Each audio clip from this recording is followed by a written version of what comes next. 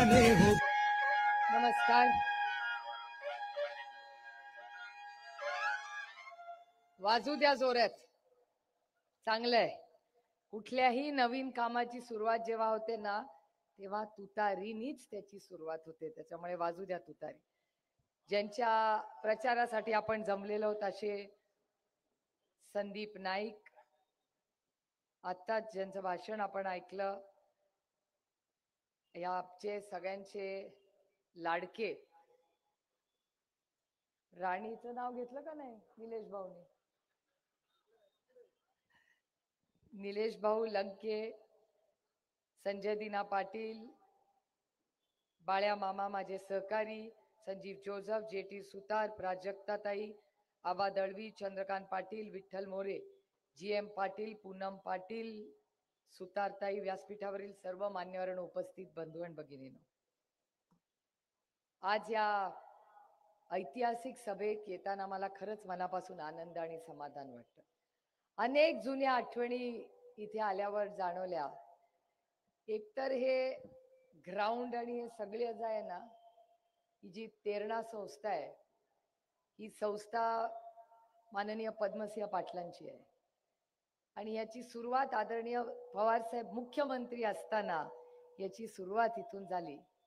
25 वर्षात बऱ्याच गोष्टी पुलाखालून बरंच पाणी गेलं, पण पद्मसिंह पाटलांचं आणि आदरणीय पवार साहेबांचं नातं आजही प्रेमाचं, विश्वासाचं आहे. आणि मला मनापासून आनंद आहे की अनेक वर्षांनी का होईना इथे यायची संधी मिळाली. अनेक जुन्या आठवणी, कारण का गेल्या 5-1 वर्षात काळ बदललेला आहे, पण आदरणीय पवार साहेबांच्या अनेक वर्षाच्या संघर्षात पद्मसिंह पाटील हे साहेबांबरोबर उभे राहिलेत.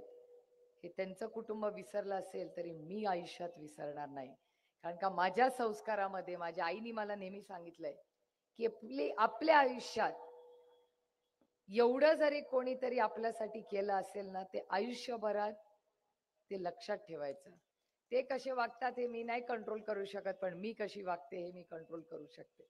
त्याच्यामुळे जरी आज ते एका वेगळ्या विचाराच्या पक्षात काम करत असले तरी जुने ऋणानं बंद आहेत. आणि आपल्या संस्कृतीमध्ये आणि साधारण महिला इथे आहेत त्यांना माहिती आहे की नातं तोडायला ताकद लागत नाही, नाती जोडून ठेवायला ताकद लागते, जी ह्या सुप्रिया सुळेमध्ये आहे. आणि जेव्हा संदीप आले, त्यांची चर्चा झाली, मला मनापासून आनंद वाटला. कारण नाईक कुटुंबांचे आणि आमचे 4 दशकाचे प्रेमाचे संबंध राहिलेले. यांचे बंधू संजीव नाईक आणि मी, आम्ही 5 वर्ष सलग संसदेमध्ये एकत्र काम केलेलं आहे. आणि मला अजूनही तो दिवस आठवते. मी इथे बसल्या बसल्या विचार करत होते, बाळ्या मामा तुम्ही आता निवडून आलाय ते नवीन बिल्डिंग मध्ये आहे. जेव्हा संजीव नाईक आणि मी निवडून आलो तेव्हा आम्ही जुन्या बिल्डिंग मध्ये, जी ओरिजिनल पार्लमेंटची बिल्डिंग आहे, त्याच्यात आम्ही सगळे बसायचो. ते मी आम्ही मला समीर भुजबळ होते तेव्हा युपीएचं सरकार होतं. आदरणीय पवार साहेब या देशाचे कृषी मंत्री होते आणि पहिल्या रो मध्ये मनमोहन सिंग साहेब, प्रणब मुखर्जी, सोनियाजी, पवार साहेब, चिदंबरम साहेब असे पहिल्या रोला बसायचे. आम्ही सगळे त्या मधल्या ब्लॉक मध्ये दुसऱ्या, तिसऱ्या, चौथ्या रोला आम्ही सगळे ज्युनियर लोक तिथे बसायचो. आणि संदीप, तुम्हाला ही गोष्ट कदाचित माहिती नसेल, पण या तुमच्या कुटुंबांचे एक उपकार माझ्यावर आहेत हे मी आयुष्यात कधी विसरणार नाही. तेलंगणाचा सरकार करायचं का नाही याची चर्चा होत होती. आंध्र प्रदेश विभागायचा आणि एक राज्य आंध्र प्रदेश होईल आणि एक तेलंगणा होईल अशी मोठी चर्चा चालली होती. आणि काही खासदार म्हणत होते नाही, आंध्र प्रदेश एकत्रच राहिलं पाहिजे. आणि काही खासदार म्हणत होते नाही, त्याचं विभाजन झालं पाहिजे.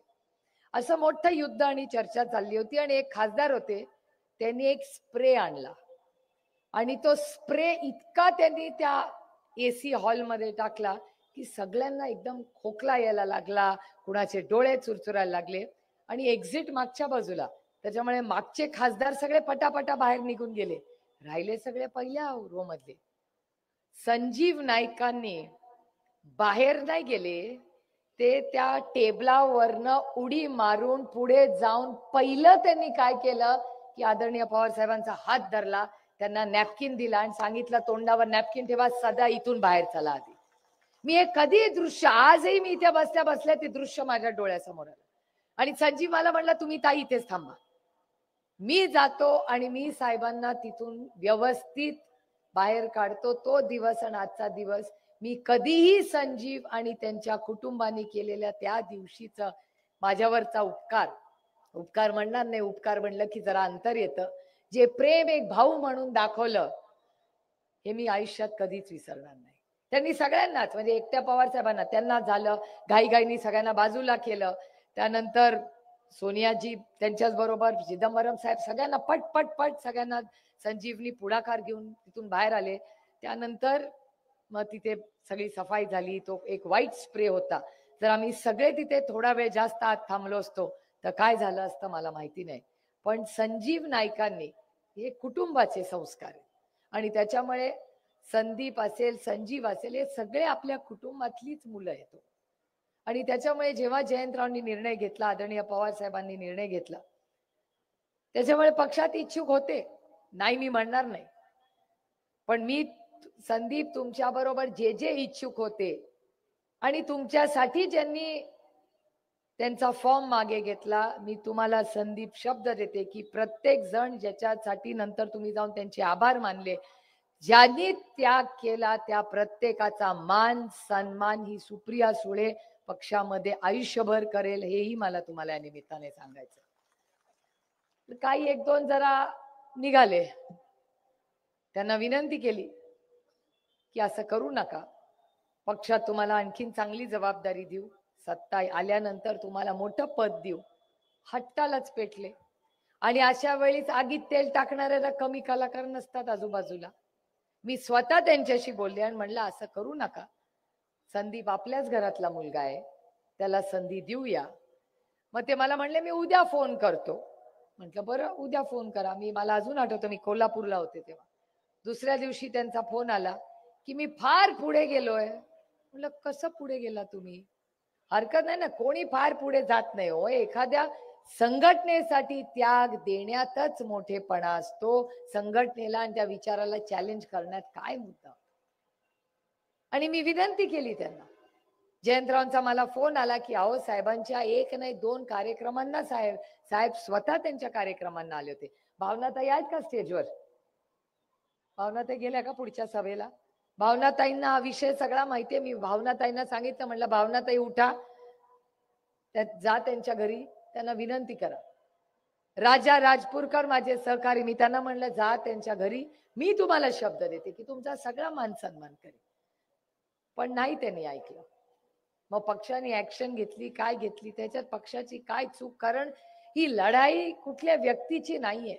मी समजू शकते आमदार प्रत्येकाला व्हायचं असतं, पण मी शब्द देत होते ना, तुला करते ना बाबा आमदार, काय तुला प्रॉब्लेम आहे? ह्या वेळीच नाही दुसऱ्या पद्धतीने तुम्हाला आमदार करू. पण नाही, त्यांना हट्टालाच पेटल्यावर काय करणार. त्याच्यामुळे ठीक आहे, आता ते हट्टाला पेटले. संदीप तुम्ही काही काळजी करू नका, कारण का राष्ट्रवादी काँग्रेस आणि महाविकास आघाडीचा प्रत्येक कार्यकर्ता हा तुमच्या मागे आणि आदरणीय पवार साहेब, उद्धवजी आणि सोनियाजींच्या मागे, त्या विचारा मागे खंबीरपणे उभा राहील. त्याच्यामुळे त्याची काही चिंता नाही. कारण का मला वाईट वाटत होतं की मी एवढा तुम्हाला विनंती करते, मी तुमच्यासाठी काय हवं काय नको हे सगळं शब्द द्यायला तयार होते, तरी तुम्ही हट्टालाच पेटल्यावर आता काय करणार. आणि वैचारिक प्रगल्भता, वयाची जबाबदारी, पक्ष पहिला जर तुम्ही म्हणत असला तर आपल्या कृतीमधून ते झालं पाहिजे ना. नुसतं वय वाढून काय उपयोग. आता माझी पण जवानी गोदरेजचीच आहे ना. किती माझी इच्छा असली तरी मी नाही ना संदीपच्या वयाची. माझी फार इच्छा, आमचा नलेश काय गोदरेज नाही वाटतं, गेला वाटतं पुढच्या सभेला आहे, ते काय गोदरेज नाही दिसत, लावत नाही. आता राणीला सांगायला लागेल आमदार झाल्यावर की जरा आमच्या भावाला जवान ठेवा. बाळ्या मामा आहे एकदम व्यवस्थित, काय प्रॉब्लेम नाही. पण ही गोष्ट खरी आहे की आज जेव्हा आम्ही हा विचार करतो की कशासाठी ही लढाई चाललेली आहे. मग अशी एक क्लिप तुम्ही मला दाखवली, मला संदीप आश्चर्य वाटलं ती क्लिप बघून. कारण का त्यांना मीही अनेक वर्ष ओळखले. माझ्या आत्या माई आत्या आणि त्यांचे फार ऋणानं बंद.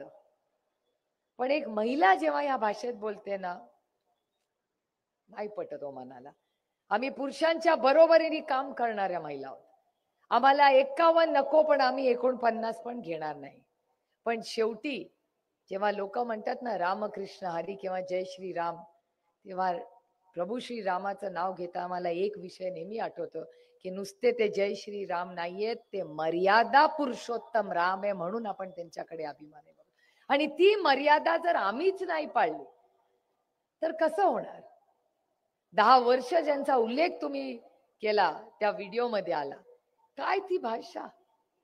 आणि मी तुम्हाला सांगू, हा संगतीचा प्रॉब्लेम असतो. आपल्याकडे होत्या ना तेव्हा अशा नाही वागायच्या. हा संगतचा प्रॉब्लेम आहे. आणि त्याची तुम्हाला बरीच उदाहरणं मी देऊ शकते.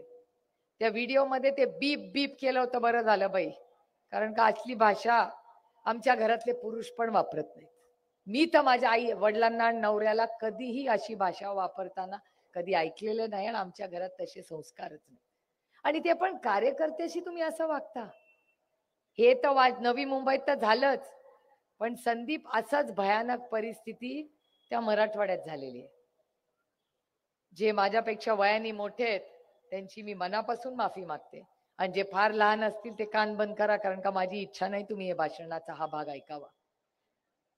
पण रावसाहेब दानवेंचा एक व्हिडिओ असाच आला, आणि त्यांनी तर नुसता शब्द नाही, शब्दाचा तर काय विचारूच नका, पण ज्या पद्धतीने एका कार्यकर्त्यांना त्यांनी लाथ मारून ढकललं, हे यांचे संस्कार, ही यांची मर्यादा. ह्यांना तर प्रभू श्री रामाचं नावच घ्यायचा अधिकार नाही या भारतीय जनता पक्षाच्या लोकांना, असं त्यांचं वागणं झालेलं आहे. कुणाला चालेल, आपल्या पोरांनी पण चुकून खेळता खेळता कुणाला पाय लागला तर आपण चपाटी मारतो, हे पुरा, असं नाही करायचं. दुसऱ्याचा मान सन्मान, लहान 2, 3, 4 वर्षाची मुलं पण चुकून पाय लागून गेली तर आपण लगेच म्हणतो लात नाही मारायची. आणि हे कार्यकर्त्याला लात मारतात, हे कार्यकर्त्याला शिव्या घालतात. आणि त्याच्याहून पुढे म्हणजे धनंजय महाडिक, मी परत सांगते, संगतीचा प्रॉब्लेम आहे. या इथल्या ज्या आमदार 10 वर्षापूर्वी झाले आहेत ते राष्ट्रवादीत होते तेव्हा असं नाही बोलायचे. तिकडे जाऊन संगतीचा प्रॉब्लेम झालीच बघा भाषा खराब. तसंच आपले धनंजय महाडिक हे राष्ट्रवादी काँग्रेस पक्षात होते. जसं मी नाईक कुटुंबाबरोबर 5 वर्ष संजीव बरोबर काम केलं, तसंच मी धनंजय महाडिकांबरोबर 5 वर्ष संसदेत काम केलं. अतिशय सुसंस्कृत माणूस, गोड बोलणार, प्रत्येकाला प्रेमाने कोल्हापूरची गुळाची ढेप देणार, अतिशय चांगला. काय संगतीचं काय सांगू तुम्हाला बायांनो, लक्षात ठेवा, पोरांचे कोण मित्र मैत्रिणी आहेत लक्ष ठेवा, संगत खराब झाली की असं होतं. काय करावं त्यांनी? परवा भाषणामध्ये कोल्हापूरमध्ये, कुणाचं कोल्हापूर आहे ते आमच्या अंबाबाईचं कोल्हापूर आहे, जिथे आम्ही दरवर्षी जाऊन दर्शन घेतो, आशीर्वाद घेतो. छत्रपती शाहू महाराजांचा फोटो इथे आहे. त्या शाहू महाराजांचा तिथे सगळं काम त्या कोल्हापुराच्या गादीतून सुरू झालं. आणि काय हे म्हणतात माशे, की जर कुठलीही महिला जी लाडकी बहीण योजनेत असेल, ती जर काँग्रेस, राष्ट्रवादी आणि शिवसेनेच्या प्रचाराला गेली तर तिचा फोटो काढा, मला द्या आणि मी बघतो काय करायचं. ओ धनंजय महाडिक, एक तर या राज्यामध्ये कुठल्याही महिलेचा फोटो काढणं चोरून हा गुन्हा आहे. आमच्या या महिलांच्या एकीचा पण फोटो काढून दाखवा, मी बघते काय करते तुमचं. ही धमकी नाहीये, अस्वस्थता आहे मनामध्ये. काय समजतात ते? स्वतःला स्वतःच्या खिशातून पैसे देतात. आम्ही टॅक्स भरतो म्हणून तुम्ही ही योजना सुरू केली, आणि जाणार आम्ही पाहिजे त्याच्या ह्याला जाणार. का नाही जाणार तुम्ही?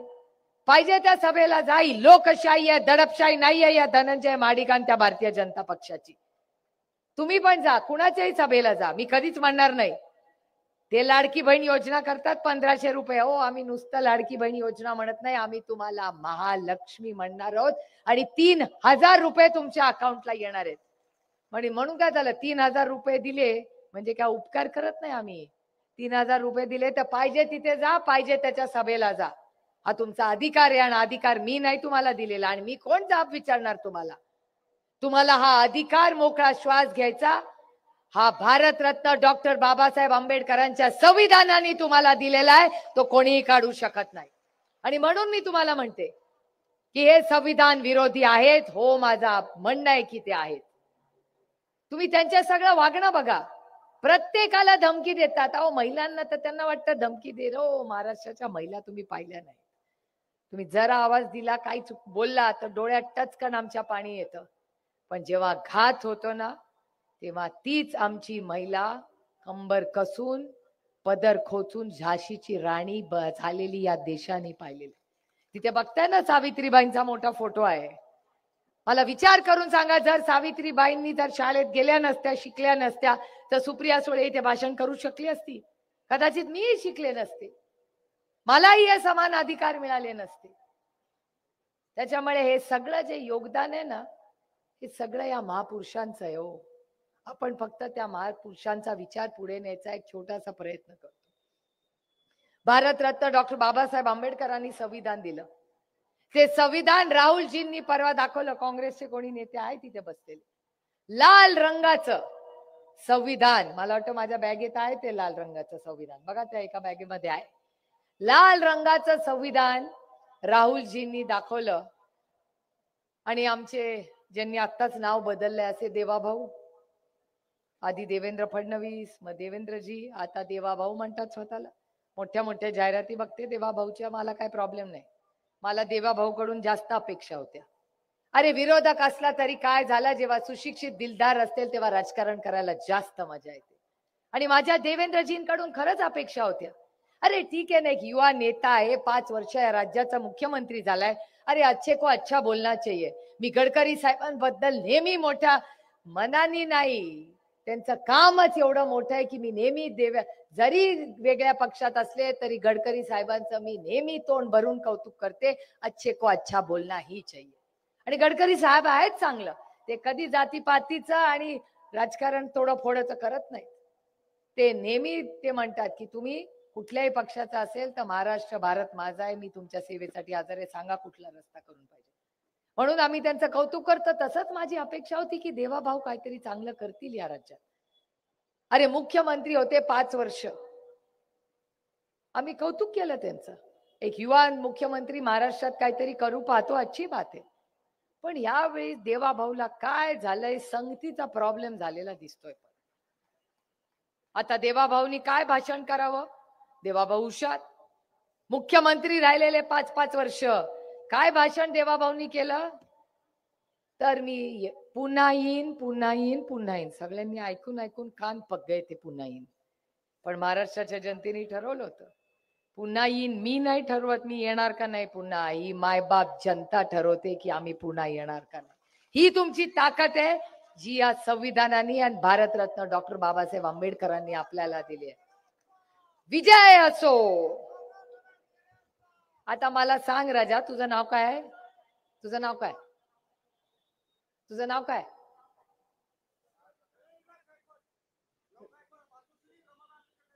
अच्छा, पहिलं नाव काय? लहू. आता लहू भाऊला मला सांग, लहू भाऊ, हे लाल संविधान मी आता धरलेलं आहे, हा गुन्हा आहे का? हा, बघा, लहू भाऊला कळतंय की संविधानाला रंग नाही, पण देवा भाऊला कळत नाही संविधानाला रंग नाही. Very good. किती अभिमान आहे बघा त्याला. आणि संविधान देवाभाऊ पेक्षा आमच्या लहू भाऊला जास्त कळतं. संविधानाला खरंच रंग नाही. आणि देवाभाऊ काय म्हणाले, मी पुन्हा येईन. काय झालंय आपल्याला सगळ्यांना माहिती आहे, त्याच्यात नाही मला पडायचं. पण मला दुःख कधी वाटलं माहितीये का, जेव्हा देवाभाऊ म्हणाले की मी 2 पक्ष फोडून मी उपमुख्यमंत्री झालो.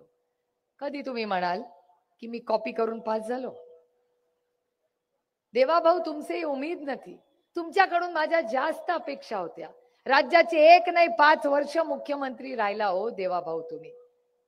आणि जेव्हा देवाभाऊ म्हणाले की अर्बन नक्सलवाद आहे, जर हे लाल संविधान हातात धरणं हा नक्सलवाद असेल आणि हा गुन्हा असेल तर मला हा गुन्हा मान्य आहे.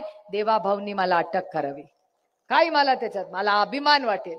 आणि जोपर्यंत हे संविधान आणि मी हे आमचं प्रेमाचं आणि विश्वासाचं नातं आहे.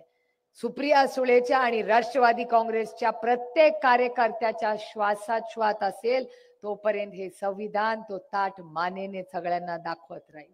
कारण का हा देश अदृश्य शक्तीच्या मनमानीने चालत नाही. हा देश भारतरत्न डॉक्टर बाबासाहेब आंबेडकरांच्या संविधानाने चालतो हे सांगायला मी इथे आले. आणि हे द्वेषाचं राजकारण, ही भाषा आहेत त्यांची. काय बोलतात, एक तर गंमतच आहे की ते आमच्याबद्दल काय काय बोलतात, पण त्यांच्या पक्षातच डिव्हिजन आहे.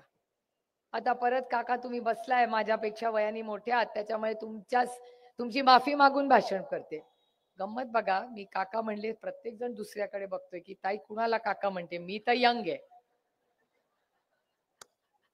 पण मला खरंच वाईट वाटलं की महाराष्ट्राचं राजकारणची पातळी काय घातली. आता मी माफी मागते हे बोलताना, कारण का माझ्यात हिंमतच नाही. भाषण माझं बघितलं तर माझी आई घरी झाल्यावर रागवेल की हे मी तुझ्यावर संस्कार केले भाषण करायला.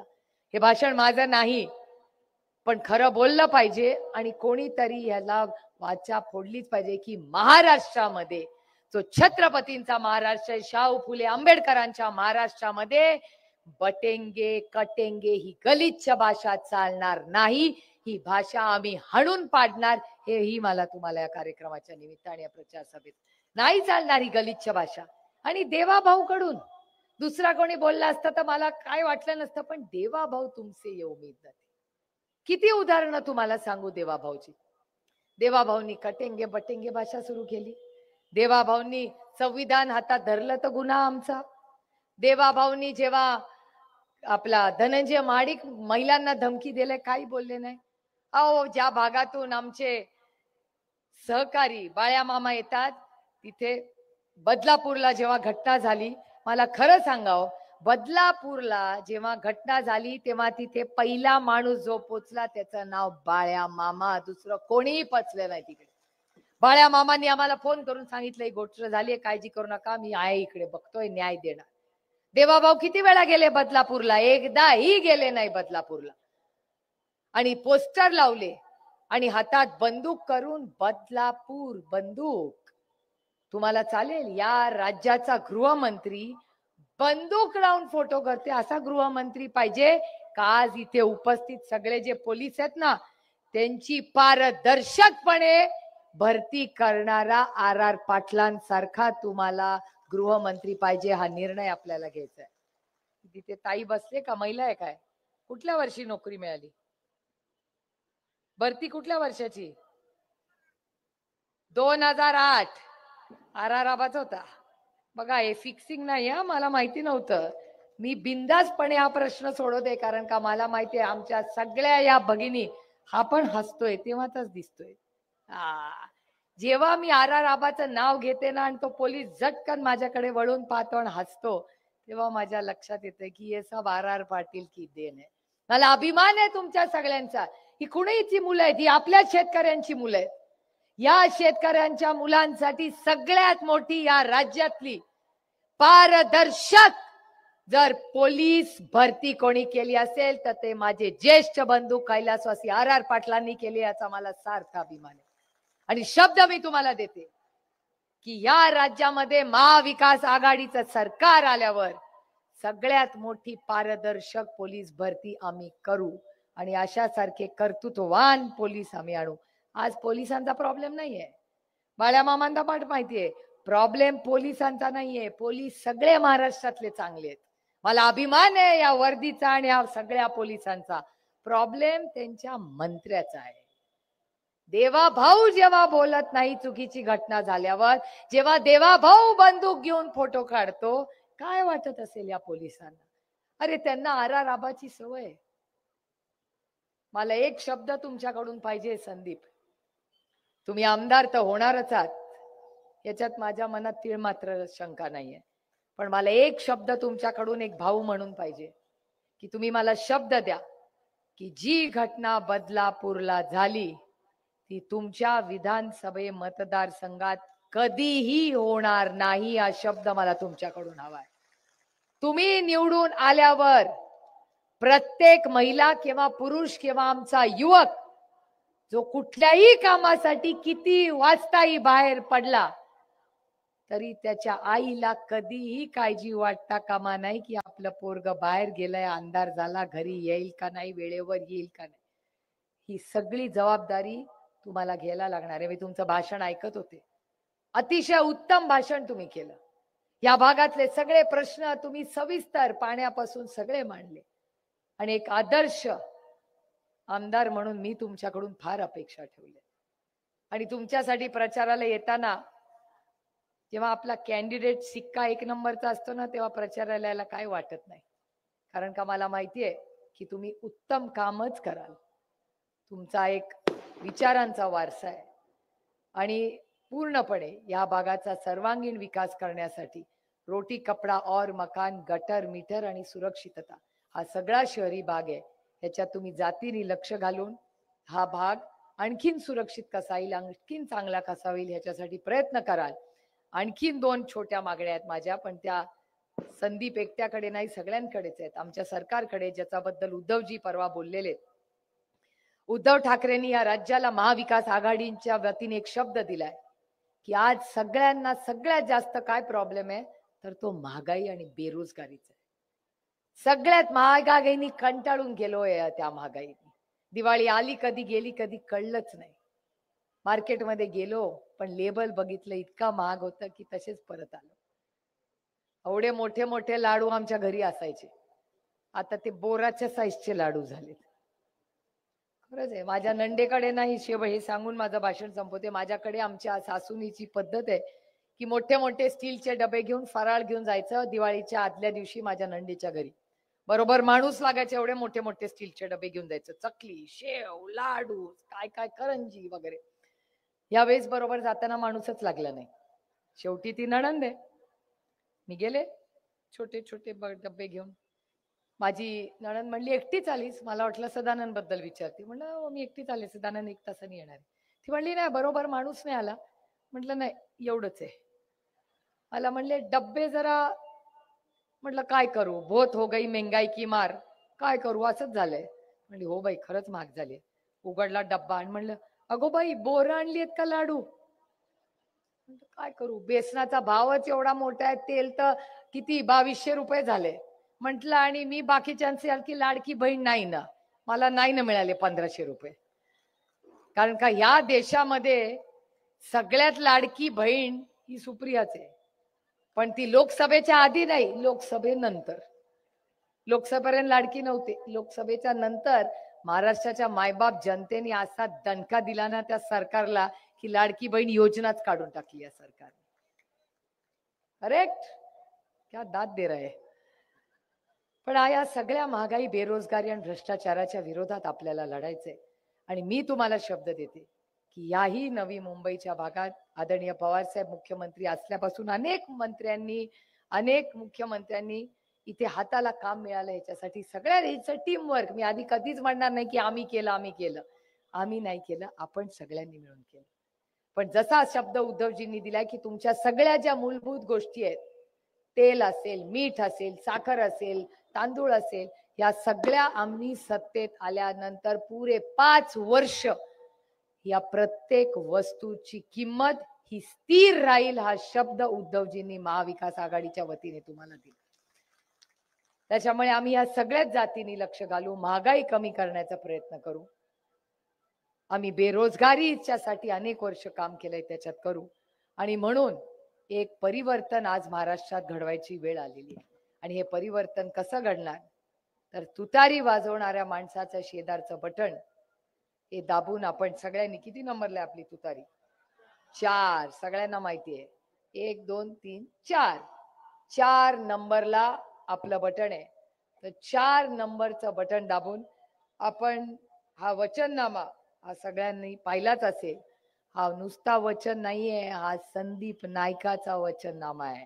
त्याच्यामुळे ते होणारच, याच्यात मला गॅरंटी आहे. म्हणून दिल ठोक के भाषण करते, कारण का मला संदीपच्या कामाची पद्धत माहिती आहे. त्याच्यामुळे त्याचा हा वचननामा 4 नंबरला संदीप नाईक, त्याचा फोटो आणि तुतारी वाजवणारा माणूस हे त्याचं चिन्ह आहे. त्याच्या शेजारचं बटन दाबून आपण ह्या भागाचा लोकप्रतिनिधी आणि तुमच्या सेवा करण्याची संधी आमच्या या भावाला द्या.